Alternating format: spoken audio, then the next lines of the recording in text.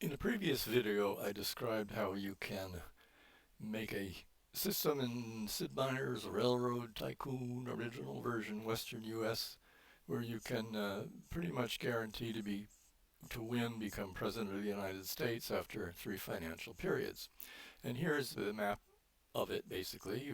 Uh, you make a bunch of cities in the east which generate cargoes, and you run trains, single-use trains to the west, where they unload for about $900,000 each, starting in the second financial period and so forth. And within 3 periods, you've managed to gain your rank of President of the United States. But it's fun to actually turn this into something that's a real system within the sort of whole entire spirit of Railroad Tycoon.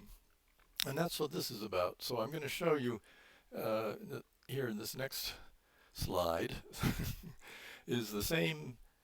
You can see this original system, but laid below it, there is something underneath. Okay, um, and there's complications here in the east, but this whole business here below has been added on. Let me show you the first one again, just to show how much has actually changed. Okay, let me start here with the west, zooming in on the west. Here's the old system where the trains come in from the east up here. They are all told to go to this little dummy station here, Reading Junction. But in fact, Reading gets built every turn, accepts mail and passengers, and earns lots of money.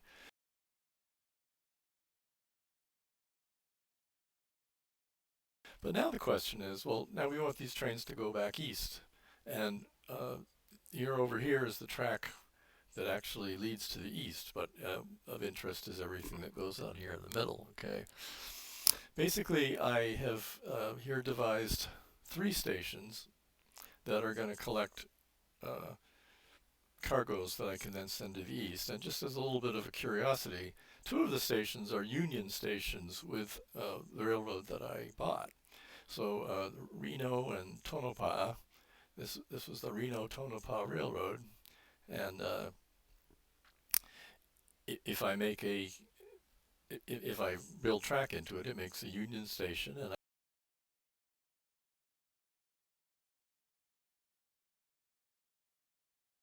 and that works just fine for um, getting cargoes that I can then send to the east, and the same with Tonopah.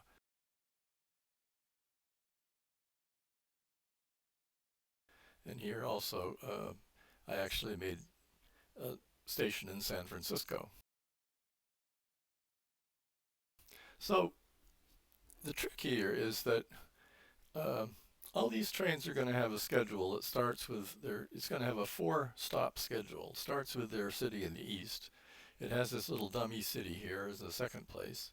The third place is whichever of these 3 cities it's going to go to pick up cargoes. And then the fourth is another dummy city in the east to complete the circuit, okay? So a little bit of the trick is, of course, is that you can't, once a train picks up its cargo, you can't send it through any other station without losing the value.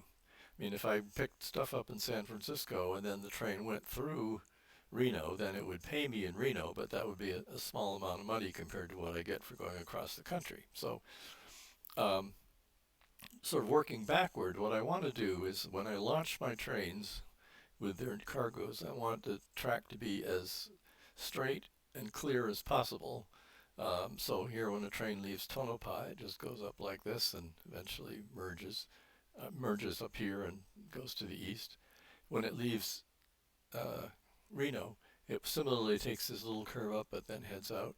When it leaves San Francisco, it goes up here, goes around here, and then up. It's not exactly the shortest, but it's still basically a pretty short path. But you might ask, well, gee, this other stuff looks pretty weird, actually, this track going into Reno. Okay, and it's true that a train going into Reno has to come down here and then make this loop up this way and then get going. And of course, you lose a little time for the train doing that, but it's not train. It's not being timed for any cargo because you don't really care what you're about the penny payoff you get from going from say Reading down to one of these cities. That's just loose change if you happen to get any. But the reason for this, okay, is that I want to make sure that those trains coming from San Francisco do not go through Reno, okay? So when the AI is computing the shortest path, it will in this case just send it right along this way. If I had a natural short path going to Reno here, I'd have to worry about the idea of the trains from San Francisco coming up here and then going through Reno, okay?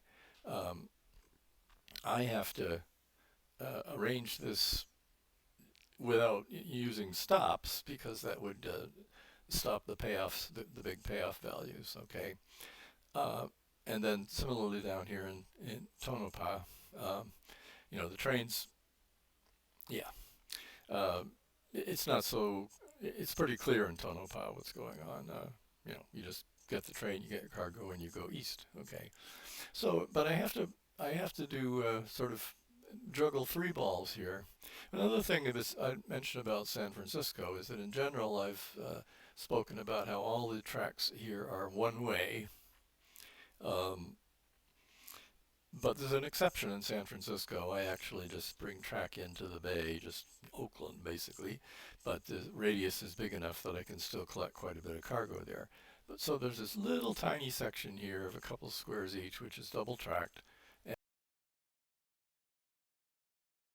and trains going into San Francisco come in this way, and then they head out this way. Okay. Everywhere else, a train going to Reno comes around here, goes down this little loop, and then goes up this way. I have to also be sure, not a problem in this case, but that it doesn't say, oh, well, the way to get to Reno going around this loop is to come up here, go this way. That's another reason why these two only join down here, to make sure that a train coming from Reading won't say, oh, the way to get to Reno is to go up here and then go back to here. Instead, it's going to go down and take this little loop down here. And a train to Tonopah is pretty more straightforward. It just goes down, takes this path down here and then goes up there, okay?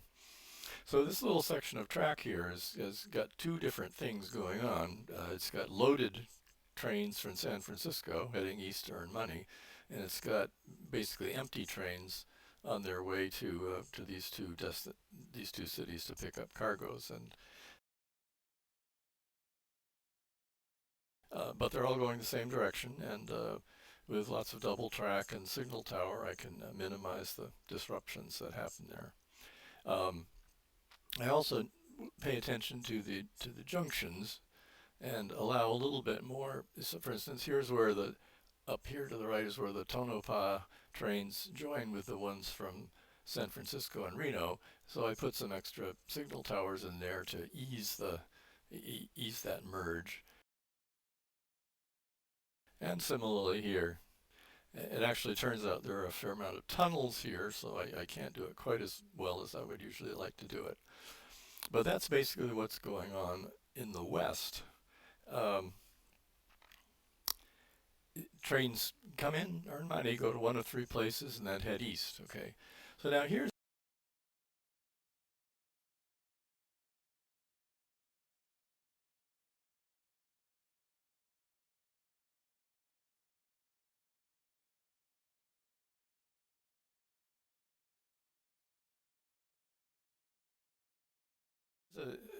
a video of what's going on in the east. Now, uh, the original system is pretty much still here. Here's the track from Des Moines. Here's the track from Waterloo. It's a little trickier because these white lines that go from the box to the station kind of look like track too. Um, but anyway, St. Paul, La Crosse, Des Moines, Waterloo. I did change the system. I removed Rock Island as a source city on the east. It's instead the destination city. Having 5 cities was actually a bit much to begin with. So here, what happens is that the trains come in from the east. They uh, go right. Well, here's yeah. They go just south of Des Moines without stopping, and then they come up here to um, this Waterloo. It points up here. It's not anything going on right there. So these trains come up here. They go to this Rock Island station, which gets rebuilt every period in order to get the high payoffs, and then it goes to this little dummy station here.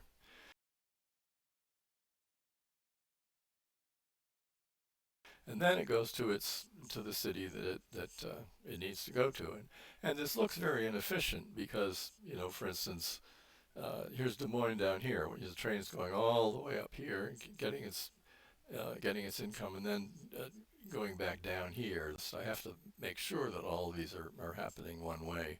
Um, so the trains come in, they earn their money, they go up here, go to a maintenance shop, and then depending on which of the four cities they're going from, they either go down here to Des Moines and then go to the west, or they come here to Waterloo, which isn't so easy to see because the box is down there, but they go to Waterloo, or they go to La Crosse, or they go to St. Paul.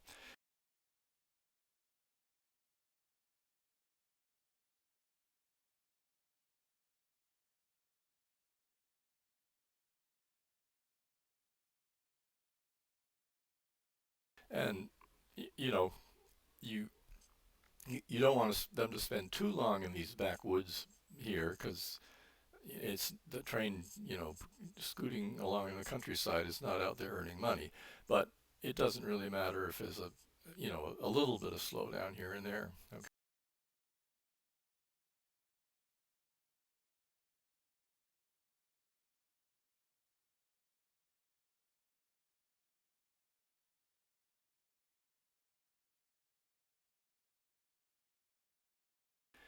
If you really didn't want to attend to the system at all, you could just set this up and get it running. I think I have like 28 trains here. I didn't go all the way to 32. You just set it up and run. The trains will just go through this loop, and they'll earn quite a hefty payoff. Okay, if you want to earn pretty big bucks, then you can do one little adjustment each financial period. You can wipe out the revenue station and then build it again. Yeah. You don't have to change any of the instructions for what the trains do. Okay. After getting one version of this done, I decided to add some things at the end. First of all, I apologize for the primitive technology. The only way I could get the close-ups with what I knew how to do was holding my cell phone with one hand, and I have a tremor, and right-clicking on the close-up view to change the location, and then splicing it together with a video editor. Um, there are tons of ways to play Railroad Tycoon, and this is just one way. There may be better ways to do the basic approach I have here, or improvements that are obvious to others. It may have been described before, um, but I figure, maybe it hasn't, and maybe someone will get something out of it. As I get older, I like shorter games, and this, especially if you're happy having become president of the U.S., it's a short game. Um, I liked Railroad Tycoon 1 better than Railroad Tycoon 2 when that came out, like the overhead view, for instance, among other things. In general, I've noticed some tendency for newer games to have better graphics but be easier to win, and the older games sometimes have more challenging gameplay. So a few other details. When I go to the full system, I do upgrade the bridges from uh, wooden trestles to iron girder to reduce the chances of their washing out. It would be really sort of upsetting to have all your cargo disappear in case a bridge happened to wash out at just the wrong time. Um, with my habit of replacing the revenue stations every financial period, the final income is, it's on the order of $15 million a year, but it takes roughly one financial period for the trains to get from the west back to the east, so, there's some lag there too. Um, when Pacific locomotives come in, of course, you want to change all the trains at once. since you're counting on them not bumping into each other. Um, Once I had enough good cities that I could get 32 Pacific locomotive trains with 2 mail cars each, and were full most of the time. So um, there's enough money going on that you can ignore lots of the details, but some I just do out of habit. But I pay no attention to special deliveries. Mostly they would really mess up the underlying system. I do put maintenance shops in all the stations except the ones that I'm replacing every turn. Um, but still some trains don't get maintenance. Sell whatever bonds I can when the climate allows, but I don't pay any attention to refinancing them. Um, I eventually repay all the bonds just to make things tidy, and I try to keep myself at 95, 98% of the stock as I get more and more of it.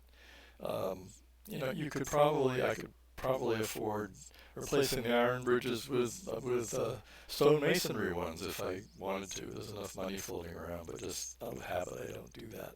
So that's basically all I can think of for how this is done. But there was one little thing I thought I'd add in closing, which is the wooden trestle bridge that remains uh, near Rock Island.